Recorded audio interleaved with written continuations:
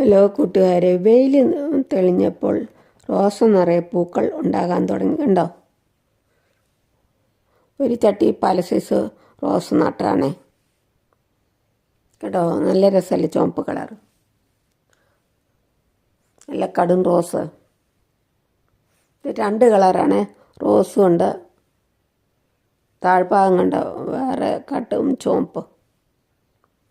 കണ്ടോ, ഇത്രയും റോസപ്പൂ ഒരുമിച്ച് വിരിഞ്ഞു. ഞാനിവിടെ വളമായിട്ട് ചെയ്യുന്ന മാസത്തിലൊന്ന് മുട്ടത്തോട്, പിന്നെ ഒരാഴ്ച കഴിഞ്ഞിട്ട് ചായപ്പൊടിയുടെ വേസ്റ്റേ, പിന്നെ പുളിച്ച കഞ്ഞിവെള്ളം എന്നും ഒഴിക്കും.